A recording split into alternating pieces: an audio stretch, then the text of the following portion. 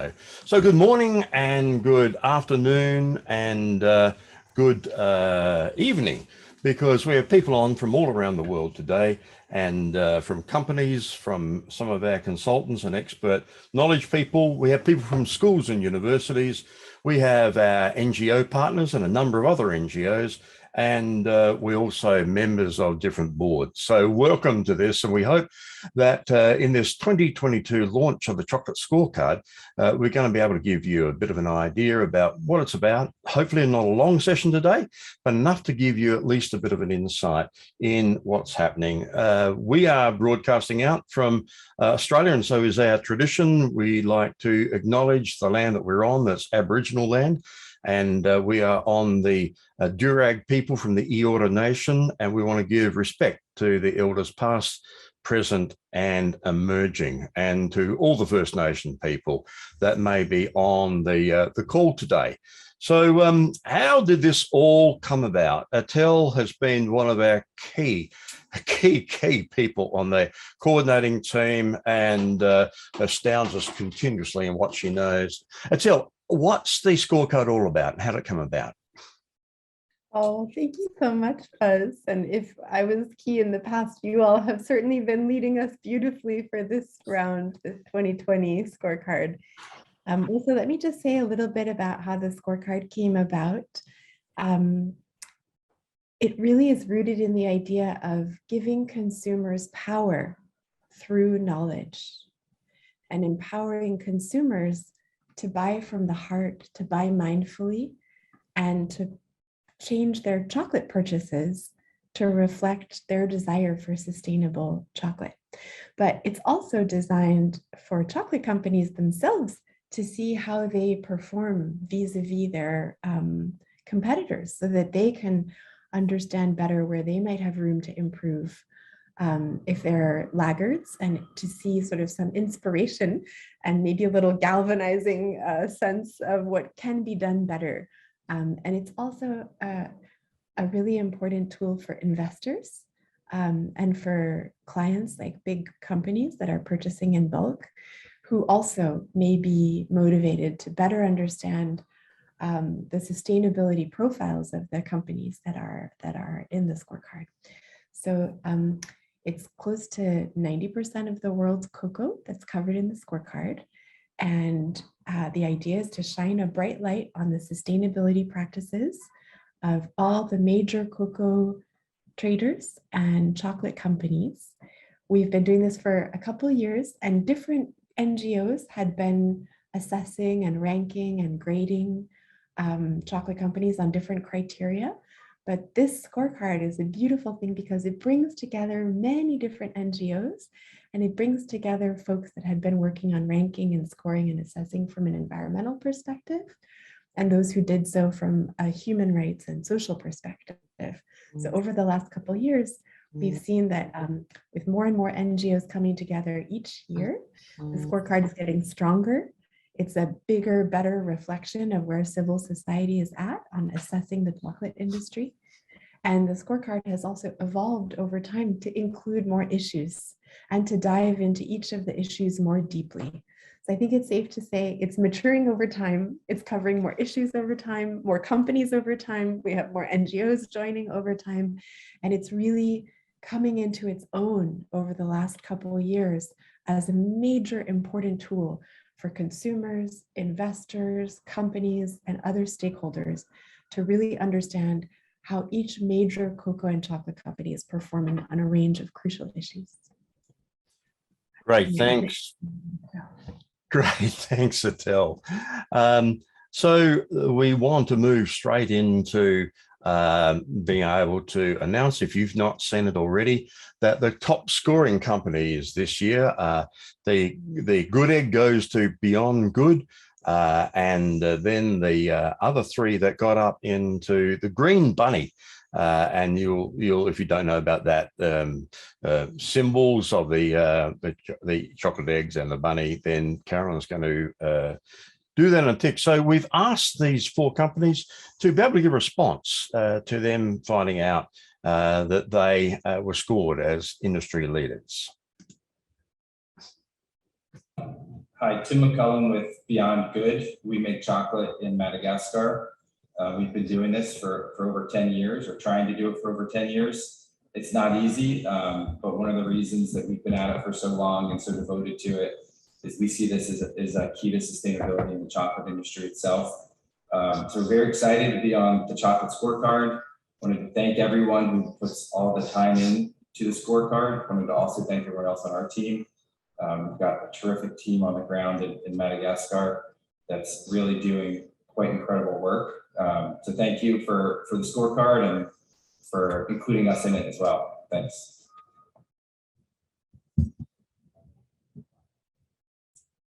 Hi, my name is Pavitra Ram and I'm the Impact Navigator at Tony's Chocolonely.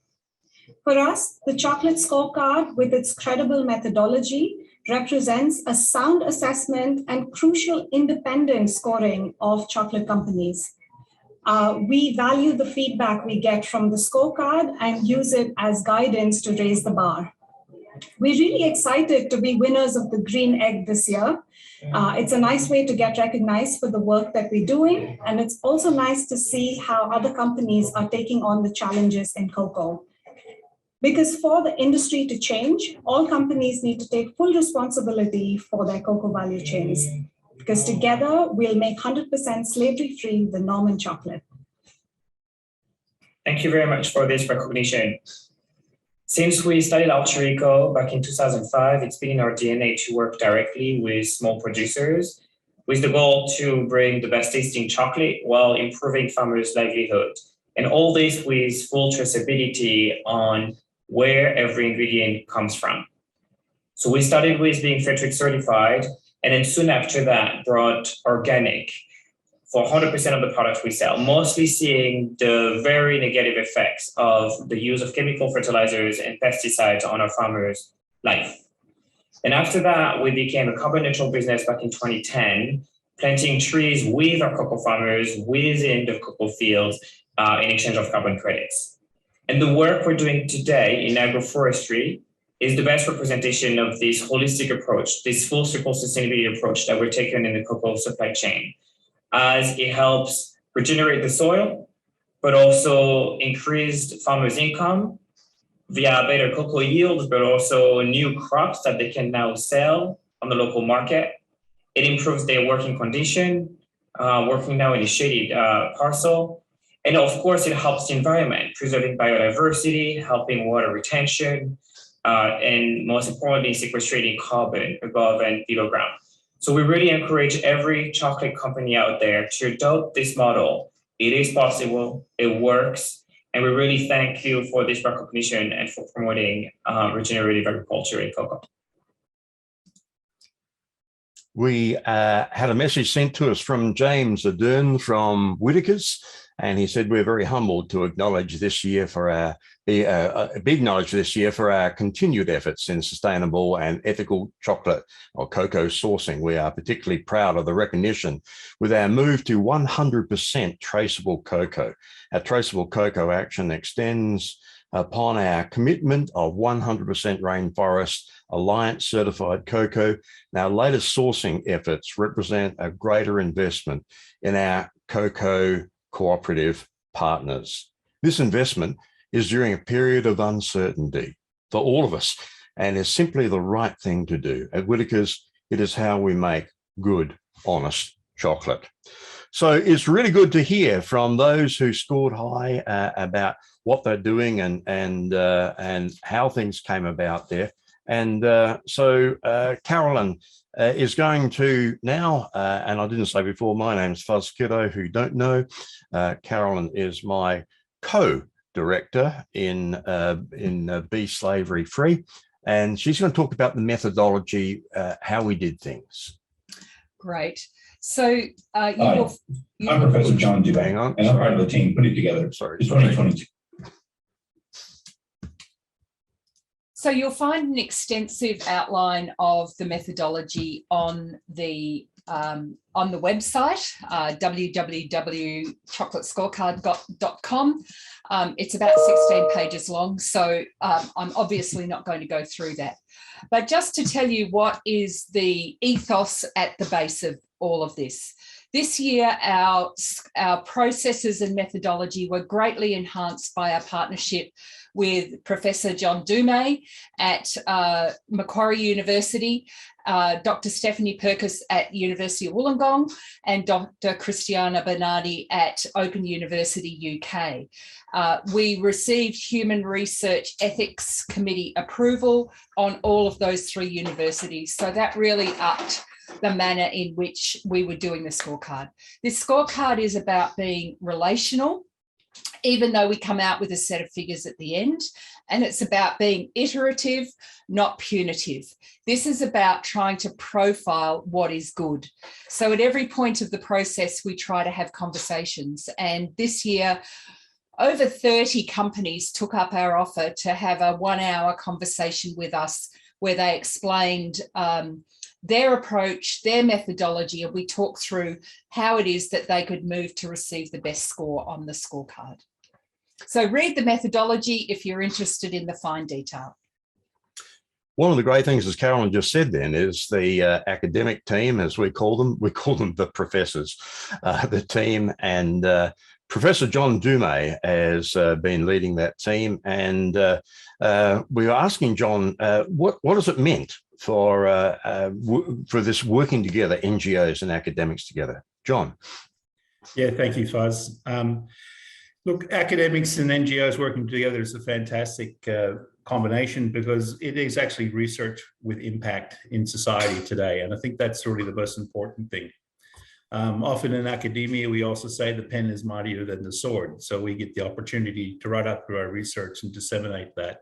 And people are taking notice. And that's how Fuzz and Carolyn and us and Natal got together in the first place, because we wrote a paper about chocolate and it got disseminated, and we met through press releases, I think it was.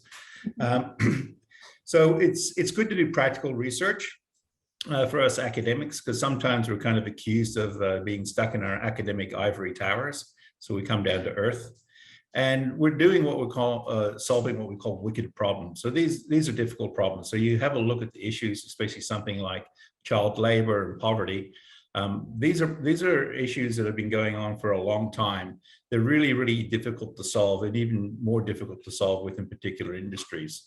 So working towards that and helping resolve those issues is great impact. It requires everybody to work together. So it's not only just us NGOs, but it's a great opportunity to work with the cocoa companies, because we have direct involvement. As Carolyn said, 30 companies were engaged with getting one-on-one feedback to their input into the survey. So it's really good for them to be actually talking to us and to Fuzz and Carolyn and asking really, what are they doing? What can they do to improve? And that is really great, because then these companies reflect on what they're doing and they make changes to the practices and policies on the ground. And that makes a difference to people's lives in the cocoa supply chain. And I think that's really what the bottom line is. We're here to help. We're here to solve these problems, and we're here to make a difference. And I hope that the 2022 Chocolate Scorecard continues to do that in the future.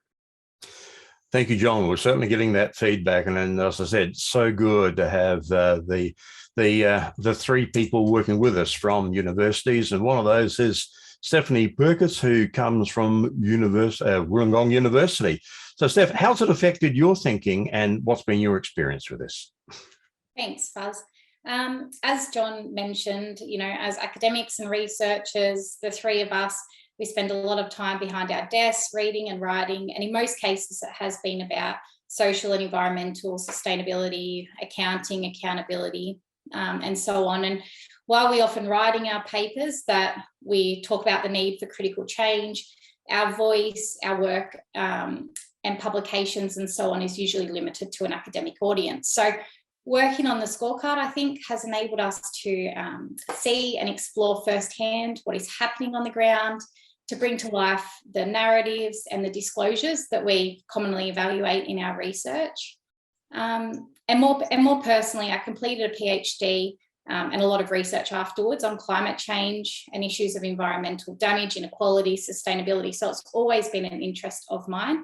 And I think grading the climate change and deforestation theme really allowed me to apply this knowledge to judge the great, the okay, and the poor behaviours of our participating companies. And it was a good experience to assess companies' disclosures and accountability, which companies seem to genuinely care and want to drive positive change, which businesses need kind of a whole lot of help and information on sustainability, and which businesses are happy to kind of appear good citizens and greenwash their stakeholders with well-presented information, when at the heart of their operations, they seem to have disengaged with pragmatic action. So it's those that we try and help in the future as well. So for me personally, and I know for John and Chrissy, the partnership's been of immense value, and I know we're all looking forward to future collaboration as well. So thank you. Thanks, Steph. And one of the things that we were able to do in working with the three professors team is also to bring in Christiana Bernardi. She's not able to be on today because it's the very, very early hours of the morning for her. She lectures in the Open University in the UK. So there are 6 areas that we scored companies on. So the 6 are going to actually now give an introduction to their areas that they specialised in. Hi, I'm Professor John Dubay, and I'm part of the team putting together the 2022 Chocolate Scorecard. The first and most fundamental thing we score chocolate companies on is traceability and transparency. Let me tell you a bit about what that means. Knowing where cocoa comes from, what country, what region, what farm, helps build a foundation for ongoing monitoring and initiatives that will help us understand what's happening on the ground and allow the needed developments to have positive impacts on supply chains. It might surprise you to hear that chocolate companies might have no idea where the cocoa in their products comes from. But to get from a farm into your chocolate bar, a cocoa bean might change hands a dozen times between farmers, co-ops, traders, grinders, manufacturers, and brands. A chocolate company might not know who they buy their refined cocoa products from. But if they don't know where the cocoa came from originally, they can't say with confidence they know how it's grown. In the cocoa industry, if you don't know where your cocoa is coming from, then you can't know whether or not it was produced with children exposed to child labor or slave labor, or what poisonous chemicals might have been used during farming, and what effect that might have on children and workers. You can't know if your cocoa is grown on land illegally cleared from precious national park rainforests. You can't know if the people who made it are getting an income so they can live off it. So we need traceability to lay the foundation for every other improvement we want to make. Transparency goes hand in hand with traceability. If a company knows where their cocoa comes from, but is unwilling to share that information, that's a red flag that they know something they don't want the rest of us to know, or they know nothing at all. Good transparency looks like having a list of suppliers and traders available to the public. It means sharing information with NGOs and governments to help make improvements. And it means having a policy on what pesticides can be used in the supply chain and sharing the monitoring and remediation of the situation. In assessing companies for the Chocolate Scorecard, we asked companies to report on how much of their cocoa by volume they could trace to the country, region, co-op, and farm of origin. We asked them to report on their methodology for tracing. When it comes to pesticides, we looked at what policies the companies make available, and if they list substances they are monitoring or have prohibited from their supply chains. That's just part of how we're evaluating and ranking chocolate companies for the 2022 Chocolate Scorecard. Follow for more. Hi, I'm Carolyn Kitto, and I'm part of the team putting together the 2022 Chocolate Scorecard. Did you know that most cocoa farmers don't make a living income from their cocoa, despite chocolate being a billion-dollar industry? So when we're ranking chocolate companies on their ethics for the Chocolate Scorecard, we want to know how they're ensuring a fair deal and a fair income for their farmers. Let me tell you how. When someone is receiving a living income, they can afford a decent standard of living, even though basic. This includes enough for food, water, housing, education, healthcare, transport, clothing, and other essential needs, including a small provision for unexpected events. Most cocoa farmers earn less than half of what they need for a living income, and female cocoa farmers are paid even less. The current world price for cocoa is too low to lift farmers out of poverty.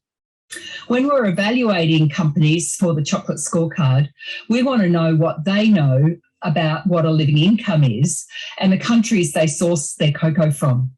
We want to know how they're planning to ensure their farmers get a fair price. We want to know how they're investing in farmer education and support to increase income from cocoa and other sources. We want to know if the company is helping address poverty in their farming communities. That's just one way we're evaluating and ranking chocolate companies for the 2022 Chocolate Scorecard. Please follow us for more information. Hi, I'm Fuzz Kiddo, and I'm part of the team putting together the 2022 Chocolate Scorecard. One of the most important things we look at when scoring and ranking chocolate companies is their use of child labour. Around 1.6 million children work on the farms in West Africa, and 1.48 million children are exposed to at least one hazardous form of child labour.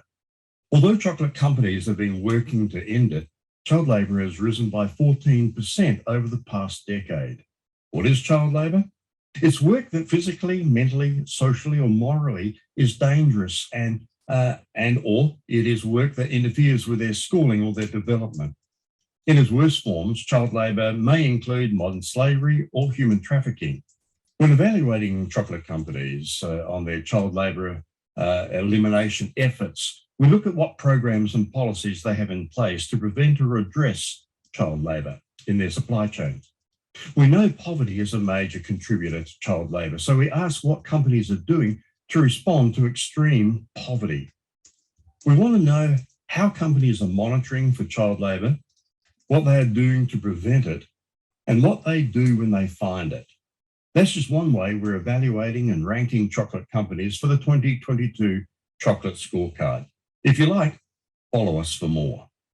Hi, my name is Cristiana Bernardi, and I'm part of the team putting together the 2022 Chocolate Scorecard. When we are scoring the Chocolate Scorecard, we want to discourage companies from contributing to deforestation and climate change. But we also want to encourage them to engage in agroforestry. Let me explain you what I mean. Agroforestry is a practice of diversifying the kinds of plants that are grown on a farm. If farmers work at it, they can promote much greater biodiversity on their farms, including more varied plants, animals, and insects. A diverse biome is better for the plant and people will live there. Of course, it means a few less cocoa plants on each farm, which, if you're a poor farmer not even making a living income from your crop, implies taking the risk in the short term of producing less cocoa, even though you will grow more or better quality cocoa in the future. Therefore, we ask companies how they are enabling agroforestry for more sustainable farming practices with their farmers. We are looking at what companies' agroforestry policies and targets are, if they have them at all. And we want to know how the company is helping farmers transition to more sustainable farming practices. What support are they offering? What training are they offering? That's just one way we're evaluating and ranking chocolate companies for the 2022 Chocolate Scorecard. Follow us for more. Hi, I'm Steph Perkis, and I'm part of the team putting together the 2022 Chocolate Scorecard. One of the things that we score companies on is their environmental and climate impact. And let me explain what we look for. Cocoa farming is having a huge impact on rainforests. When cocoa farmers need to expand their farms in order to try and earn a living income, they have to clear land and remove rainforest. This loss of rainforests is impacting global biodiversity and contributing to climate change that impacts the world, the individual regions that the farms exist, and the individual farms themselves. When we're scoring for the Chocolate Scorecard, we ask companies about their policies on deforestation, how they're monitoring their impacts, and whether or not they know if the farms that they are sourcing from are contributing to deforestation. We expect farms to be mappable using GPS technology so that companies know if the farms that they source from are cutting down more trees or expanding into the rainforest. We also ask companies about their carbon emissions policies and if or when they plan to reach a net zero carbon emissions target if they haven't done so already. The environment and climate impact is just one way that we're ranking and evaluating companies for the 2022 Chocolate Scorecard. Follow us for more. Hi, I'm Ethos Igrene, and I'm part of the team putting together the 2022 Chocolate Scorecard. This year, we're introducing a score for companies on agrochemical management. It's the first time we're doing that in the scorecard. So let me tell you a little bit about how we're scoring agrochemicals. There are a few reasons we're concerned about the use of agrochemicals like pesticides in cocoa farming. One is that while insects are annoying for farmers, sometimes they can also be really important for our global ecosystem. And pesticides and insecticides and herbicides just don't discriminate between flora and fauna that are harmful to cocoa and that are necessary for our planet's health. We're already in a mass extinction, and a big part of that is something called the insect apocalypse. We have probably destroyed around 80% of the insect population in the world. At least that's what most studies show when folks lean in and try to study the prevalence of insects. So it's both extinction and extirpation of insects. The other major issue is that agrochemicals like pesticides are usually also harmful to humans. They can be especially problematic when children who are doing child labor in cocoa and pregnant cocoa farmers are exposed.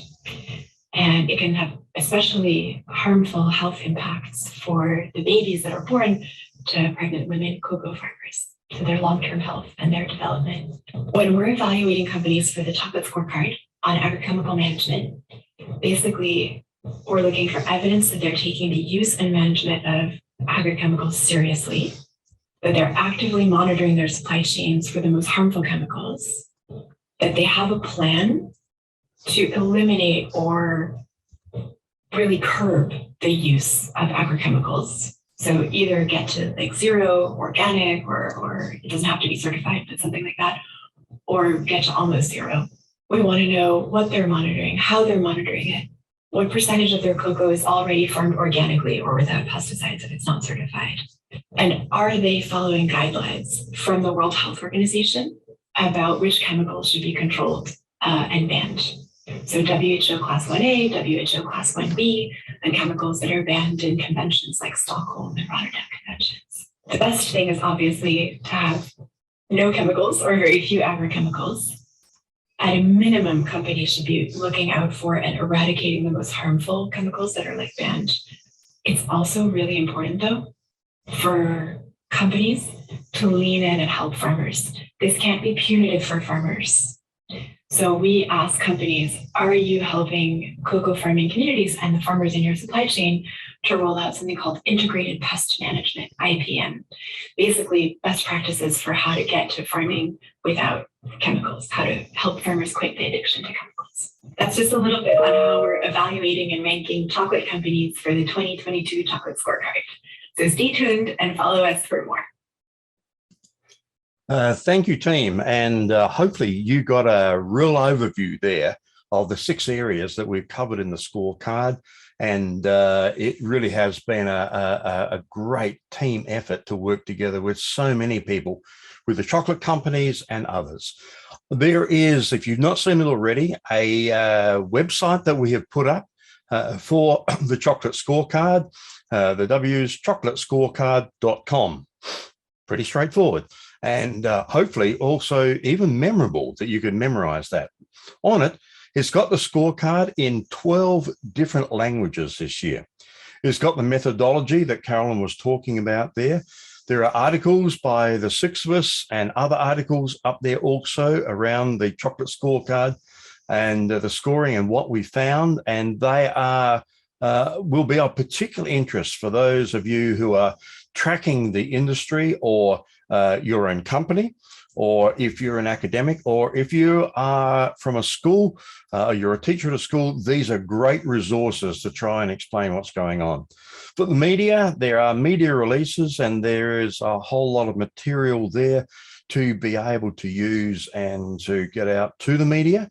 And we hope that you will all take a chance to spread this so that we all of us, can actually grow in the way of communicating what has been happening. And there is an invite to a campaign that Be Slavery Free is doing, and others who want to do that. Many of the NGOs will be running possibly their own campaigns as well. So please look at the bottom of the scorecard to all the NGOs who have partnered with us, and you can look them up on their website, get information from them, and have a chance to take things further and to work that through. So basically, that is what we wanted to do for the launch today. We wanted to be as punchy as possible, and to give you here, we're not going to have a chance for questions. If you do have questions, we would be very happy to answer them if you can email us all. But thank you to all of you who've been involved in the 2022 Chocolate Scorecard, to the companies. And we had, I think, John, in the end, it was 32 companies that we had conversations with. And they were just fantastic because they're good people. Out of 38.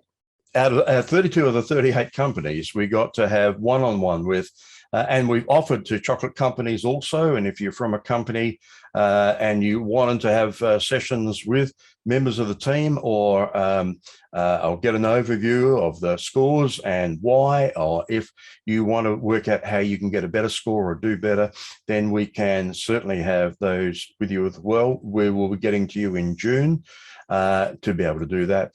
Thank you to all our NGO partners, and it's been great to have 2025 on board to promote this and to use this and to help in their work that they are doing in the chocolate area as well. Thank you to the coordinating team. It has been fantastic to work together.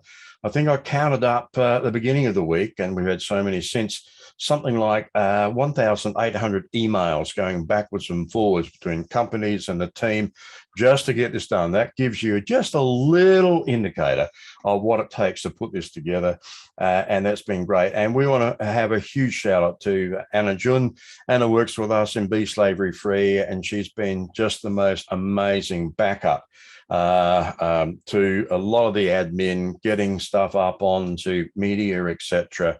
And also to Mitch Salmon, who does our social media, and also for Mighty Earth for their help also, and for the graphic artists that they work with, Cecily, and she's been fantastic too. So thank you, everybody. I hope this has given you a bit of an idea and what the scorecard's about, and we look forward to working together to make this a better world and have the chocolate industry be an industry that's proud of what they do and how they do it. Thank you, everybody. Look forward to seeing you in the future and connecting through again.